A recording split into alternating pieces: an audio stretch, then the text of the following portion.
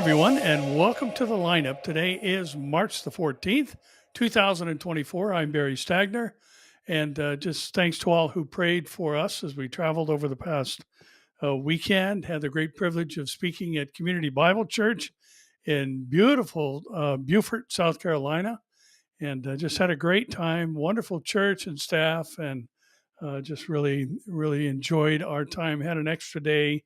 We got there a day early so we could kind of lounge around and enjoy some of that Southern hospitality that the South is so famous for. And indeed, they showed themselves to be true to that particular label. And we just had a wonderful time, both doing a little bit of sightseeing and a lot of history back there, and as well as just a wonderful fellowship and dinner with the pastor of the church, Dr. Carl Broggie, and just a great time. So thanks for all who prayed. And before we jump in, I wanted to mention something that is coming up in just a couple of days. It's very exciting, and I hope you'll participate. And we had something developed out of our high school ministry about 3 years ago now, I think it's been, called 316 Mission. And, this Saturday is 316, March 16th. So what the challenge is to jump online and share the gospel, share John 3:16, or as you're traveling about today, say to people, Happy 316 Day, and that'll obviously generate a question from them. What is that? And then you've opened the door to share the gospel with them, the good news of John 3:16, and I encourage you, on your social media platforms to share the gospel, read John 3:16, explain it, talk about what it means to you and how your life has been transformed, and just basically share Jesus on International Evangelism Day, 3/16/2024. So if you are more of a mindset to maybe post something on your platforms, some type of graphic, we have those available too. There's a page you can go to 316, the numerals, mission.info/resources. So if you want to go to the website, it's just 316mission.org. You can find all the information there. If you want specifics, there's some downloadable graphics that have, both some feminine and masculine graphics that just have the verse John 3:16, and you want to post that, I highly encourage you to do so. So let's take over the world. It's been taken over by a lot of other garbage, or a lot of garbage, I should say. But let's take it over for good and use these social media platforms that are so distracting to get people thinking about their eternal destiny. So encourage you, again, go to 316mission.org for information, downloadable graphics, and all that. Look under the resources page, and it'll take you right to those things that you can download and post on your social media platforms. Well, with that said, we've got another busy week in events around the world as they relate to Bible prophecy, and kind of a precursor, if you will, to what we're going to talk about, at least in our initial stories, is there's a lot of activity coming from those nations involved in the Ezekiel War scenario. And, we mention Ezekiel 38 and 39 frequently because it's coming up soon on the prophetic horizon, it seems. And, with Israel aging and coming to that age where it would fulfill most likely a generation. They're now 75 years old, headed for 76 this May the 14th, 2024. And, so things are developing quickly, and, maybe the Ezekiel War is not too far away. And it's interesting, some of the rhetoric coming from those who are going to be involved. And first to Turkey. And this particular article comes from the Daily Sabah, which is a Turkish newspaper. And Turkey says United Muslim World could stop the Palestinian massacre. That's the headline. The article goes on to say if the Muslim world could join forces, and this is exactly what's going to happen in the Ezekiel War scenario. 4 of the 5 nations named there are radical Islamic nations. And that's one thing I think, too, we need to keep in mind, that God is going to destroy these invading armies. So early in what I believe the tribulation, when it ends, at least the end of the Ezekiel War, I believe will happen during the tribulation, just because of the wrath of God, is how that battle is ended.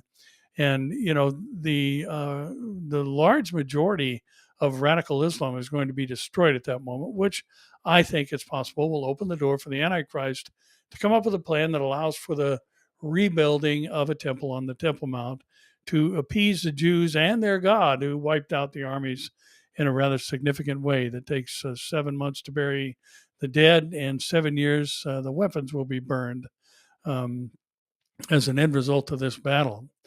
Now, if the Muslim world could join forces, no one would dare harm the Palestinians, according to Ali Abbas, the head of Turkey's presidency of religious affairs, or called the Diyanet, and referring to Israel's ongoing war in the Gaza Strip, as well as the persecution of Muslims in India and Myanmar. Abbas said that the oppressors were emboldened by the disunity of the Muslim world. Well, they've been fighting ever since their inception, or at least since the death of Muhammad, over who would rule over Islam or sit as the caliph. And we have the Sunnis and the Shias, both approaching from different directions, and who should be the headship. So they've been at battle and in division for really since they were an infant belief system. And the Diyanet director was speaking at a Sahur program on a Turkish private broadcaster, Al Haber, early on Wednesday, as he lamented attacks on Muslims worldwide that continued during the holy month of Ramadan. There is no genocide or massacre being committed in a city run by Muslims, but the grandchildren of Holocaust survivors are massacring Muslims right now, Abbas said. Israel has waged a deadly military offensive on the Gaza Strip. And now remember, this is a Turkish article, so it has a Muslim slant on things. Since October 7th, on the cross-border attack led by Hamas, in which some 1,200 people were killed and over 31,000 Palestinians, mostly women and children, have been killed since in Gaza, and over 72,600 others have been injured amid mass destruction and shortages of necessities. Well, that's just a bold-faced lie.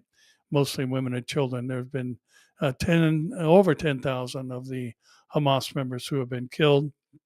And the Israeli army imposed a crippling blockade on the Palestinian enclave, leaving its population, particularly residents of northern Gaza, on the verge of starvation. And again, there's no mention of Hamas stealing the hundreds of truckloads of care that have been shipped into the Gaza Strip. And again, this is a tainted article, but it makes the point that now Turkey, a major player in the Ezekiel War, is calling for the unification of Islam to get behind a cause that is greater than all their differences, and that cause is wiping out Israel. Now, the Israeli war has pushed 85% of Gaza's population of over 2 million people into internal displacement amid a crippling blockade of most food, clean water, and medicine. While 60% of the enclave's infrastructure has been damaged or destroyed, according to the United Nations, another group that wouldn't know the truth if it hit them in the face. And Israel stands accused of genocide at the International Court of Justice. An interim ruling in January ordered Tel Aviv to stop genocidal acts and take measures to guarantee that humanitarian assistance is provided to civilians in Gaza. Well, it has been provided, and as I said, Hamas is stealing it and using it basically for their own needs. And, again, there's no mention here of hostages. There's no mention here of the heinous acts that were committed against innocent Israeli citizens. There's no mention of the music festival where young people were slaughtered and brutally raped, and all the other things that we now know took place on that day. And it's just basically, the poor Muslims are being mistreated all over the world, and we need to unite to fight these oppressive powers. They even go on to point fingers at Israel supplying the PKK group that Turkey has been fighting for over 40 years. And they accuse them of targeting places of worship, people of religion, women, infants, children, elderly, or the environment is haram in Islamic rules of warfare, our boss said, but the Jews are comfortable doing these types of things. And, again, look at what Muslims are doing all over the world. You only need to go to Nigeria and see the atrocities that are committed against Christians in Nigeria and other countries that have these extremist groups like Boko Haram and ISIS and the wholesale slaughter and destruction of um, artifacts, ancient artifacts, and archaeological discoveries by groups like ISIS that we all watched in horror on the news. So again, here we've got a major player, potentially the lead player, I believe it's possible, in the Ezekiel invasion, talking about the unification of Muslims to support a common cause. Now, Haaretz reports, an Israeli newspaper, that a UN envoy says she saw shocking brutality against Israelis regarding sexual violence in the October 7th terror attack. And Russia calls the report half truths. And there you've got another named player in the Ezekiel War scenario who is jumping into the fray, so to speak, calling Israel one who is exaggerating the things that happened on October 7th. And the UN Security Council convened in New York for a special hearing to present the findings of the UN report on the sexual violence committed by Hamas on October 7th. The UN Security Council convened on Monday for a briefing on the findings of the report, and the report was submitted by UN Secretary General Special Representative on Sexual Violence and Conflict, Pramila Patten. And the committee was convened for a special hearing at the request of the US, the UK, and France, as well as Israel. And Israeli Foreign Minister Israel Katz, Minister for the Advancement of the Status of Women, Mai Golan, and representatives of the hostages' families. And Patton said in her opening speech that there has been no attempt by the UN Secretary General to silence my report or suppress its findings, as Israel accused him of. On the contrary, I received his full support politically, logistically, and financially, and he also gave clear instructions for the public release of my report, she said. And Patton referred to the hostages' families that attended the hearing, saying they are going through hell. She turned to the UN Security Council and said, try to imagine yourselves for one moment in the shoes of the hostages' families who were torn between despair and hope. 156 days have passed since the kidnapping, and there are no less than 16 women in captivity. What can we tell their families? Adding that she has witnessed scenes of unspeakable violence perpetrated with shocking brutality against Israelis. Patton added that taking people hostage is prohibited according to international law, and emphasized that the report findings state that there were reasonable grounds to believe sexual violence, including rape and gang rape, occurred at several locations during the attack by Hamas. She added that these findings, however, do not legitimize further hostilities, but have created a moral imperative for a humanitarian ceasefire. And again, I saw Bibi Netanyahu on Fox News earlier talking about the fact that to stop now would be like leaving groups of Nazis alive at the end of World War II, or Nazis in control of areas at the end of World War II. That would be the equivalent of not finishing the job with Hamas. Hamas has said publicly over and over and over that this is the first of many October 7th type of events, and they're going to do it as often as they possibly can.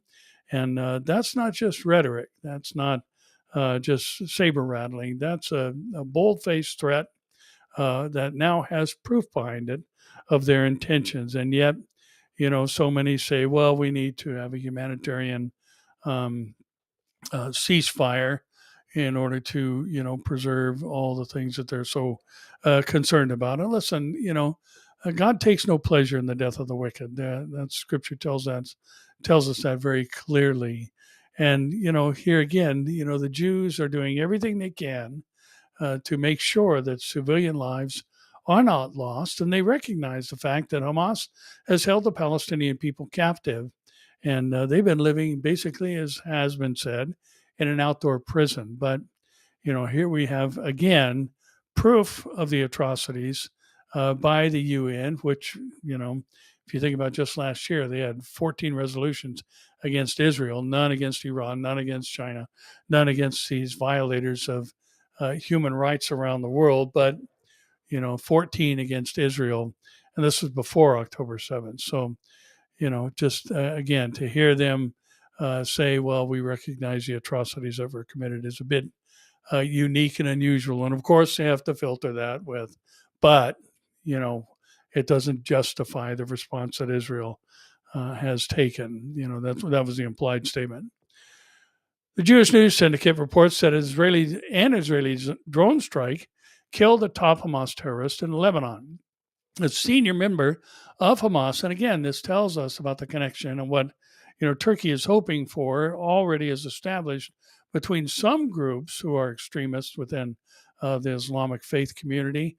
And here you've got Hamas, leading Hamas member in Lebanon. Hamas is based out of Gaza. Hezbollah is based out of Lebanon.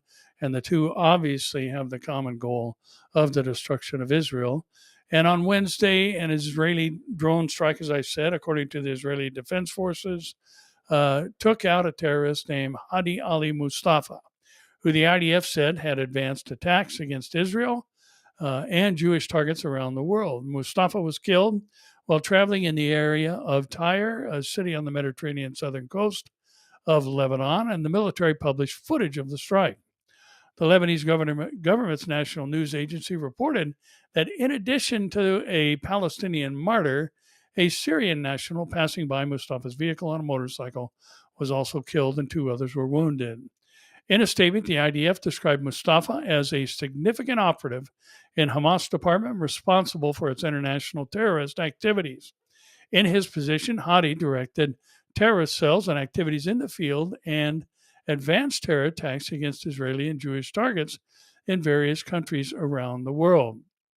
Furthermore, the army said that Mustafa operated under the direction of Samir Findi, the commander of Hamas military wing in Lebanon, who was killed alongside Hamas deputy political chief Saleh al-Aruri in Beirut in January. And that attack also claimed the life of Azam al-Aqra, a high-ranking member of the terrorist group Syria operation, along with 4 other Hamas members. So once again, this I know would be the preferred means for Israel to operate, to just simply, and again, sadly, there was collateral damage and the loss of a life of someone just simply riding by, wrong place, wrong time, kind of thing. And nobody rejoices in that. Nobody wants that to happen, including the Israelis.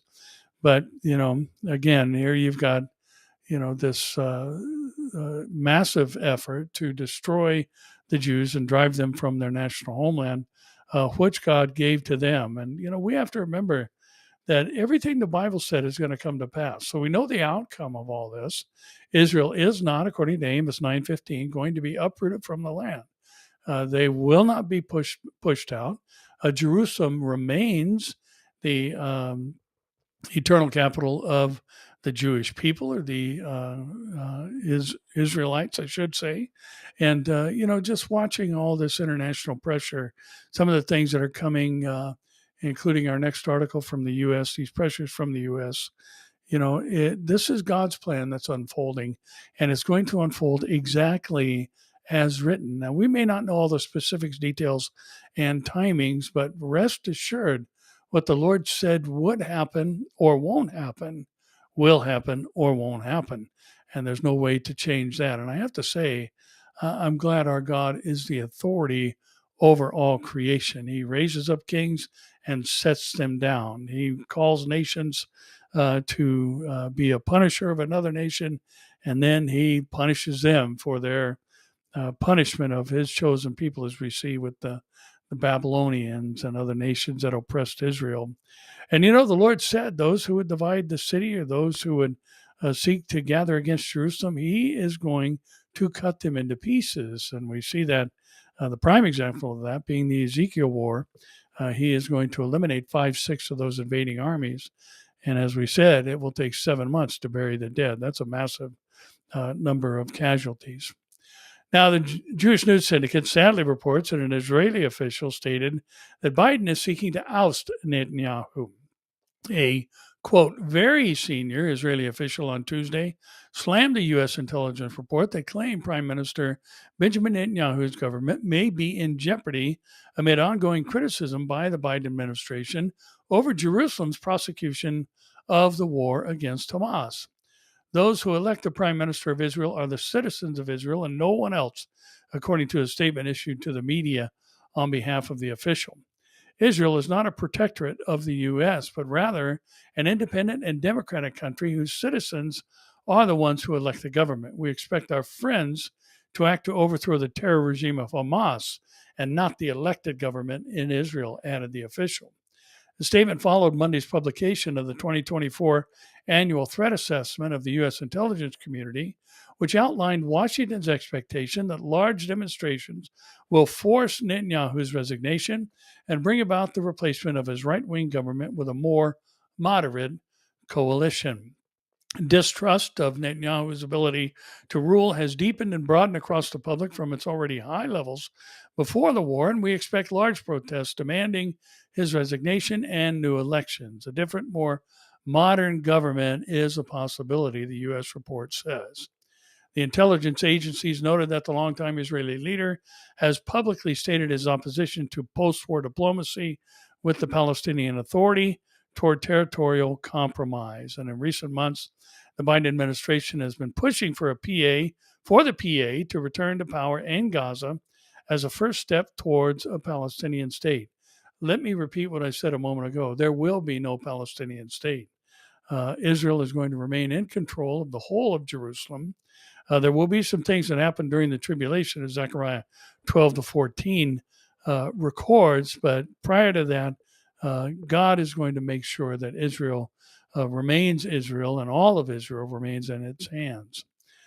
Now, Fox News reports, and this I had to include this, and I don't know that it has a whole lot to do with Bible prophecy outside of the fact that the Iranians are just proving how bizarre and deranged their leadership actually is. And Fox News says that a top Iranian official calls for Israel to be kicked out of the UN Women's Rights Conference. Well, first of all, the Iranians have no business being in such a conference, or anything else for that matter, as it relates to the rights of women. And a top Iranian official on Monday demanded that Israel be expelled from the UN Commission on the Status of Women for its ongoing offensive in the Gaza Strip. And speaking at the Commission's 68th annual gathering, Iranian Vice President for Women and Family Affairs, Insia Khazali, criticized Israel for its response to the October 7th massacre, when Hamas militants stormed into Israel, killed 1,200 citizens, and injured hundreds of others.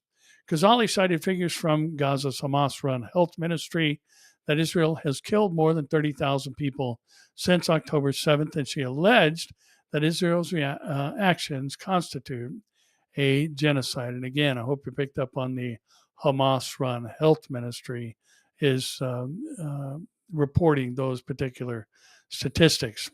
And on behalf of the powerful women of Iran, and in one voice with the resistant and pacifist women, I urge a revocation of the membership of the terrorist Israeli regime to this commission, she said. Khazali then pivoted to the status of women in Iran. She argued that Iran had made rapid progress since the Islamic Revolution of 1979. Yeah, it had rapid progress in demeaning women and degrading women and putting them under these restrictive rules and dress codes and all of that.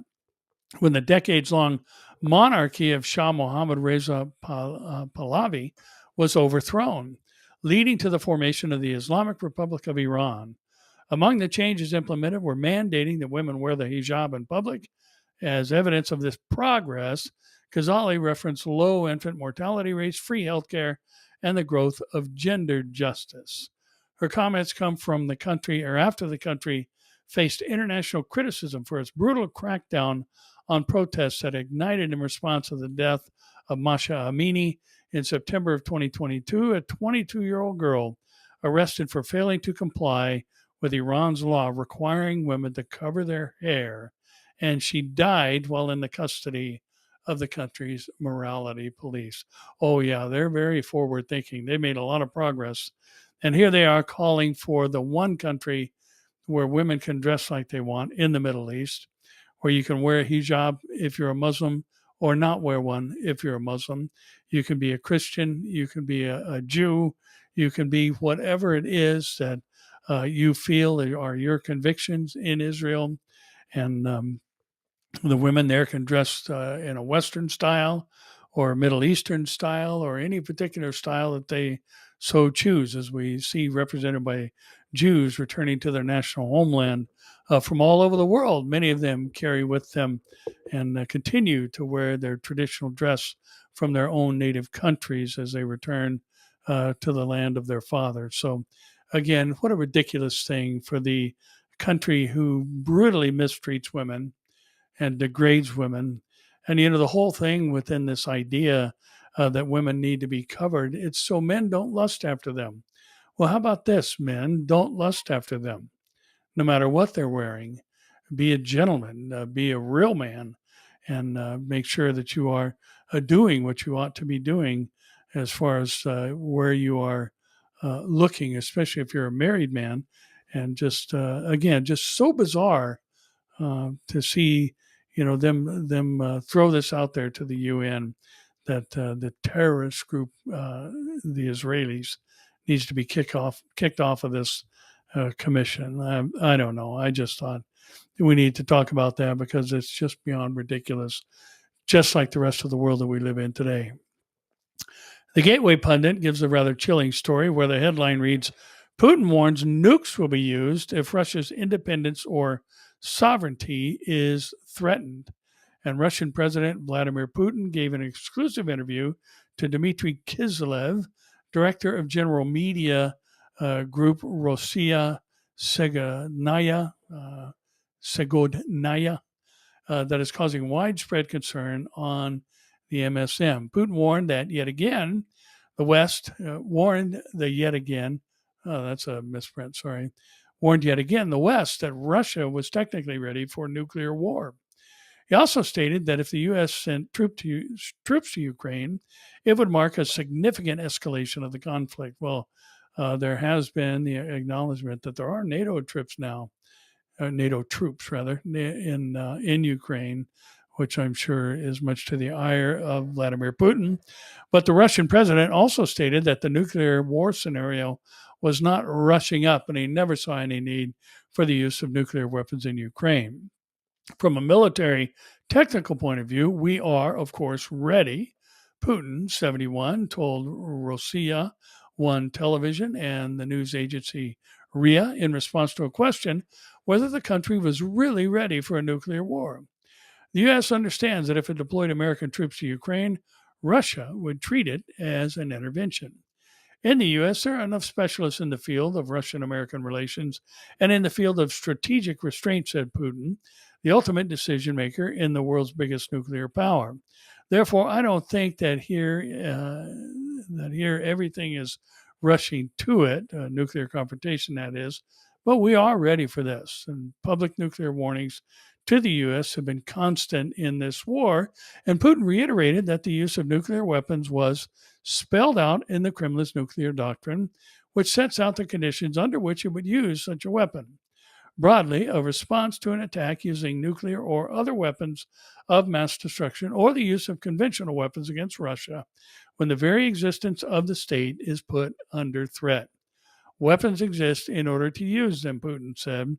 We have our own principles, and this would certainly fulfill that wars and rumors of wars aspect of the last day scenario that Jesus mentioned in Matthew 24:3-8. Now, here's another story that's kind of interesting that shows us, exactly what's going on in our bizarre world.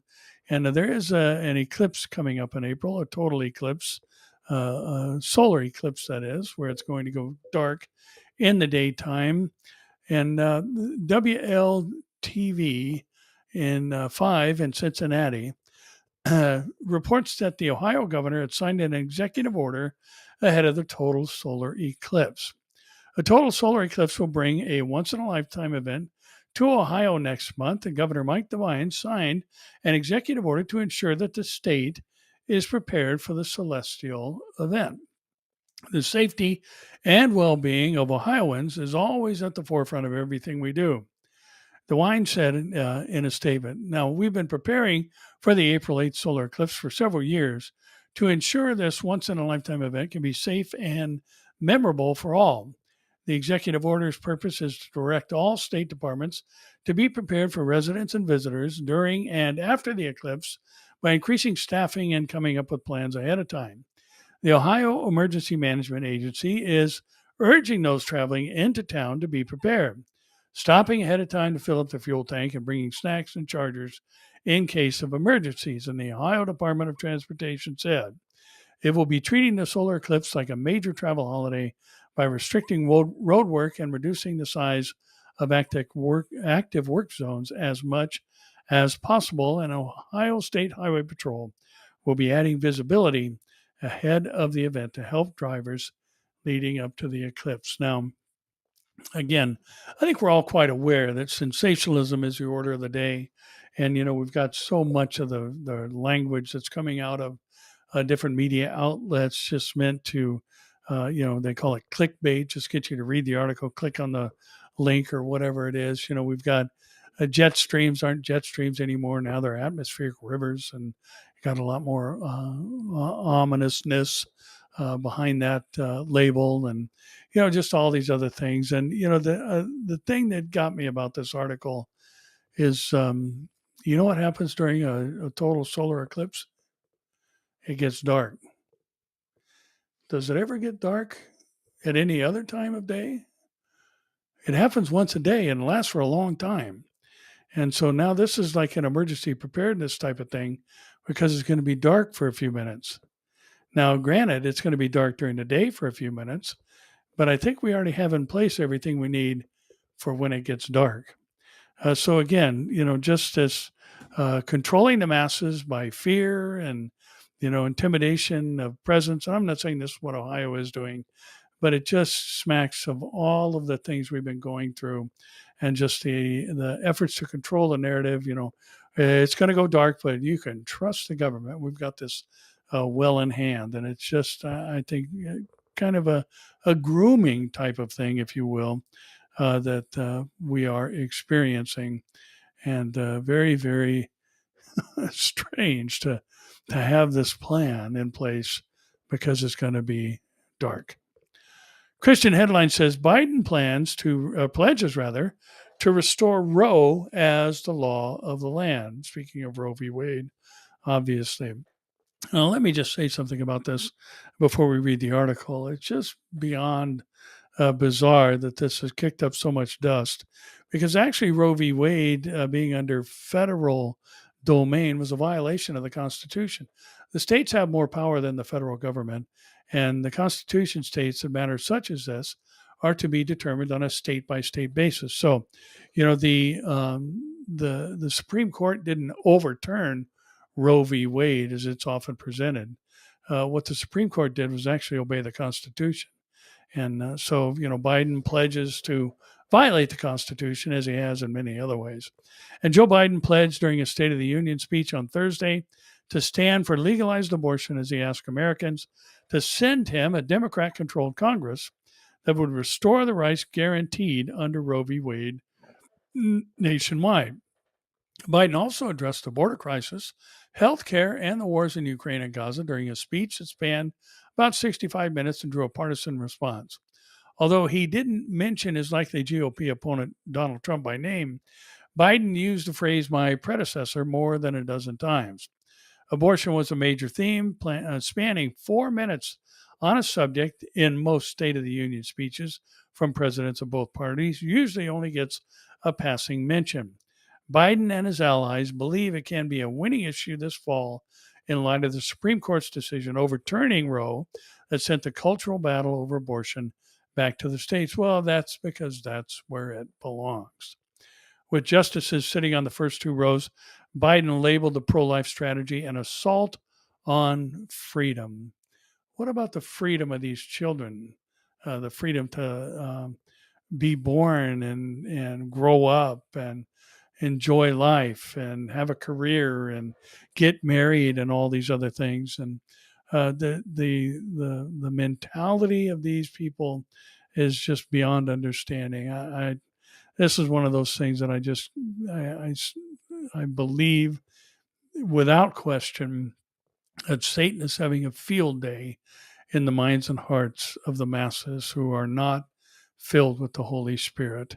And, just to think of the fact that, for years here in our country, that if you killed a woman and she was pregnant, you were charged with double homicide.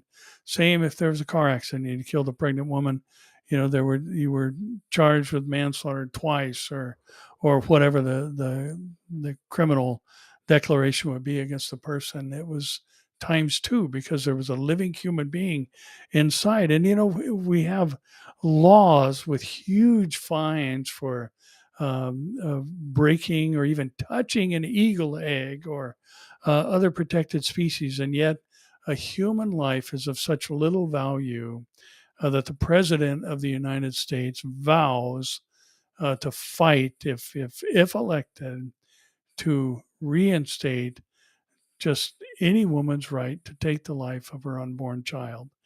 And again, this is demonic, and I make no apology for saying that abortion is demonic. It claims a human life, and the arguments about rape and incest and all those other things. It is well under 1% of abortion cases where that is the reason for the abortion. It's used as birth control. It's killing a human child because it's inconvenient. And I've heard women who are defenders of the Roe position and Roe v. Wade, and they just say, well, what if you can't afford to have a child? And in their minds, it's just a complete logical conclusion. Well, just kill it, and then you won't have to deal with it. If you can't afford it, just do away with it. And it was funny. I think I mentioned this before. A gentleman I worked with years and years ago. I heard him tell the group in the break room. Was working in a lumber mill, and he announced the pregnancy and upcoming birth of his seventh child. And somebody had asked him, his name was Wimberly, and they called him Wim. They said, Wim, how can you bring another child into the world? How can you afford 7 kids? And he said, these children are born and God fashions them and he takes care of them. And I don't know how it happens, but God always provides. And coming from somebody with 6 kids and 7 on the way, that was a testimony of truth. And he had experienced it. And, the Republican response, U.S. Senator Katie Britt said Republicans strongly support continued nationwide access to in vitro fertilization. We want to help loving moms and dads bring precious life into the world. And this is how Biden introduced the subject, the bragging about overturning Roe v. Wade, having no clue about the power of women, and just talking about, the control aspect that the government needs to have for the sake of women, and just on and on and on. And, he mentioned in vitro fertilization and, just trying to act as though he cares about life and all these other things.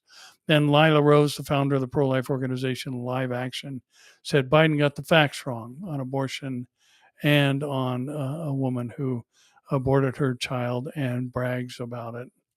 So again, this taking of human life is just a casual decision in these last days. Violence fills the earth. The thoughts and intents of man's heart is only evil continually. We are living as it was in the days of Noah. Jesus is coming for us soon, and don't let these ugly stories and the things going on discourage you. Not to the degree that you cease sharing your faith or say, "Why, oh God," and all these other things. I mean, we certainly can cry out to him in our hour of need, and even pray like David did. It's time for you to act, oh Lord. And I know we feel that way, but he's coming for us, and he told us that perilous times would come in the last days because people would be lovers of themselves, and that's really what this is. And lovers of money follows right behind that. And so here we are with a campaign speech promise, basically, that I will fight for the right to kill children in their mother's womb. And what a heinous thing, and what a world we live in today. Christian Headlines reports that the Indian state aims to criminalize praying for the sick. State lawmakers in Assam, India, are desiring to penalize Christians who pray or do any non scientific practices to comfort people who are sick. According to Christianity Today, the northeastern state of Assam introduced the bill titled the Assam Healing Prevention of Evil Practices Bill 2024 last month, which Christian leaders argued unfairly targets local believers who pray for the sick. No person shall take any part in healing practices and magical healing propagation for treatment of any diseases, any disorder, or any condition relating to the health of a person, relating to the human body, directly or indirectly giving a false impression of treatment to cure diseases, pain, or trouble to the human health. The proposed ban, which passed the State Assembly on February 26, states those violating the order for the first time can face 1 to 3 years in prison for praying for the sick, a fine of 50,000 rupees, or about $600, or both. However, a subsequent conviction may lead up to 5 years and a $1,200 fine, or 100,000 rupees. The bill still awaits ratification by the President of India for it to become law, although assembly leaders in Assam say that the ban is not meant to target any particular religion. They mean to restrict evangelism and conversion. We want to curb evangelism in Assam so that in every direction the banning of healing will be a very, very important milestone, said Hemanta Biswa Sarma, the chief minister of Assam. Did you catch that? Don't pray for the sick. Don't tell people about Jesus. And we're going to make that law. Now, we know what will happen in radical countries such as this, where the church is used to oppression and all these other things, and they are some will stand up and say we ought to obey God rather than men. We are commanded to pray for the sick, and God does heal, and there's nothing magical about it. It's the power of God, and I'm sure most of you, or many of you, have seen God heal or experienced His healing yourself. Now, the one of the councils from the Chakasang Baptist Church Council in the neighboring state of Nagaland denounced the bill banning for Christian practices in a secular country, and went on to say Chu O, the council's executive secretary, said or refuted the term magic healing as dismissive of divine intervention. And he said healing is the work of God, not the work of Christians. So when divine healing takes place, Christians can't claim responsibility, nor can they be blamed for it. And again, making it law so you can't pray for the sick. I think we just need to understand the gravity of what's happening in our world, and this focus on the church and the silencing of the church. And again, talking about some of the things that are important to those who are seeking to maintain power of a country, or certainly the world, as we see in Marxism and socialism. They have to control the narrative. They have to control what people are thinking, determine what they are allowed to say, and again, telling people they can't pray for sick people is just beyond the pale. Now, our next story is kind of interesting. It's a bit of a turn the tables article, where Reuters says a U.S. ban on TikTok would rob Biden and Democrats of a 2024 election tool. I think we all know, and certainly Amir and myself and Pastor Jack, we've all had the censorship aspect thrown at us on social media platforms, and had our, my Facebook page is still restricted. Amir only posts on certain platforms. And now, one of the main tools they use to spread their propaganda could be taken from them. And if President Joe Biden keeps his promise to sign a ban on TikTok over its ties to the Chinese government, the 81-year-old may rob his reelection campaign of a platform that he and his fellow Democrats rely on to reach younger voters. Biden's campaign got thousands of likes on Tuesday for a TikTok video skewering Republican rival Donald Trump about cutting Social Security spending, but the comments were focused on another issue altogether. the proposed ban. Good thing we saw this on TikTok, one said. How are you going to use this to campaign if you ban it? Asked another. House Republicans voted Wednesday to force TikTok's Chinese owner uh, ByteDance to divest its 170 million user U.S. business or face a ban. If the Senate passes the bill, as the White House urges, Biden has pledged to sign it. But the 2024 campaign is shaping up to be close, and Democratic leaning U.S. political discourse online has shifted to TikTok in recent years. Political strategists say they note that X, formerly Twitter, has cut back on harassment curbs under owner Elon Musk, while Facebook moved away from political content, while the short-term video is the platform of choice for a new generation of politically engaged Americans. So, the cut off your nose to spite your face adage comes to mind. And, social media played a huge role in the last election and, just all the rhetoric and things that were thrown about regarding Trump and all the other things we've been watching. And again, this is just, it's interesting because TikTok does have an influence on people. The U.S. government wants to control it. And that's what this is all about. To tell the Chinese owner, ByteDance, they need to divest its 170 million user U.S. business or face a ban. That's just 170 million TikTok users in the U.S. Now, that's a base that the Democrats want to keep a hold of. And, again, with this race being so close, Biden can't, and I don't know that it's all that close. It's just so bizarre to see all the negative comments out there that are made, and just about, people that believe that, something was fishy about the last election.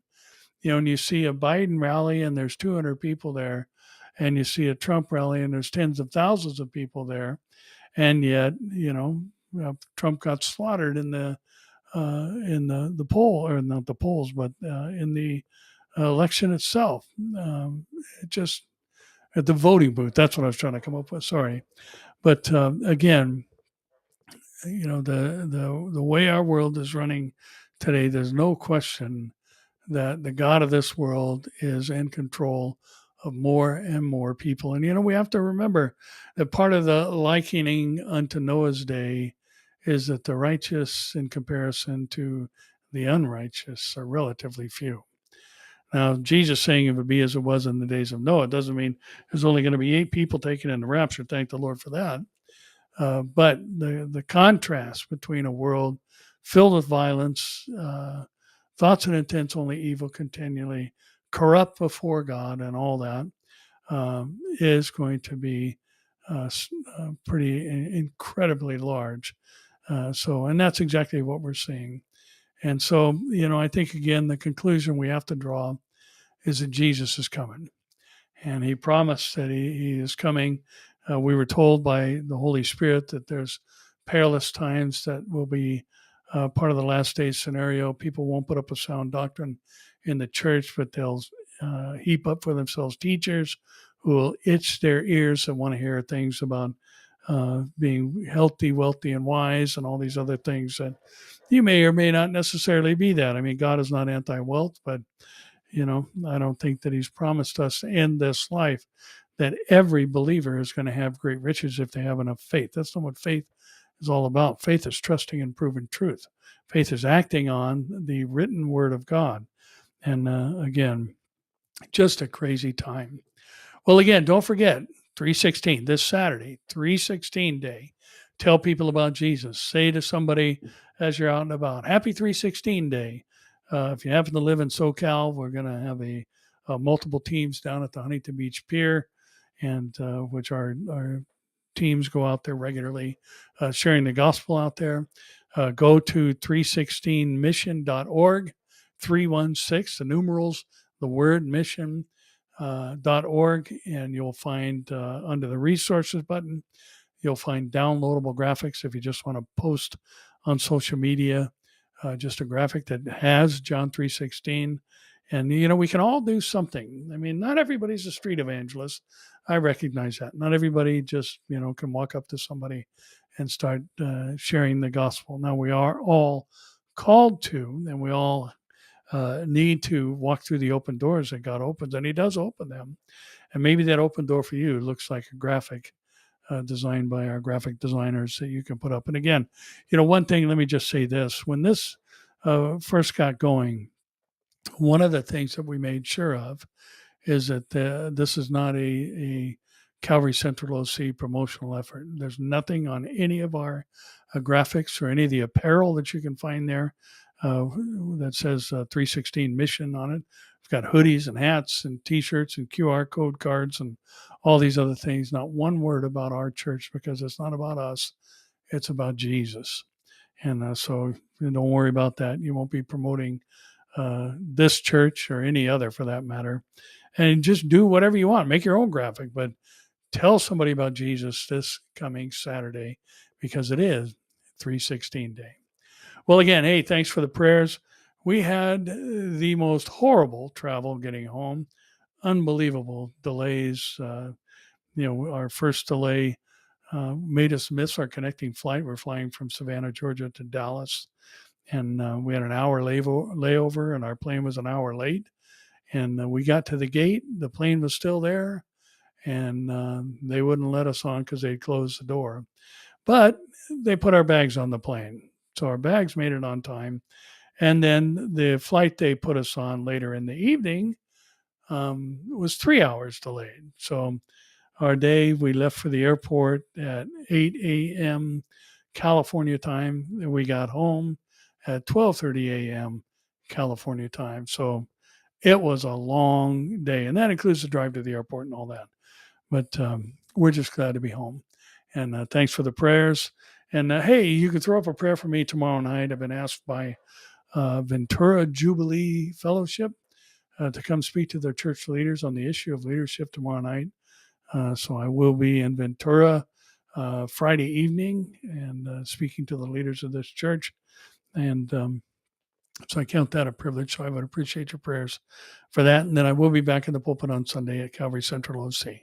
So we'll be in the book of Titus, looking at verses 10 through 16 and talking about what to look for in a church. And there's a lot of people out there searching for a church. Everywhere I go, people are looking for a church. People always come up to me or send me emails. Do you know of a Bible teaching church? And this will give us, according to the Holy Spirit and inspired words of Paul, as he's telling Titus, this is what a dangerous place and false teachers look like. So we'll look at that on Sunday. So you can join us online or in person if you so choose.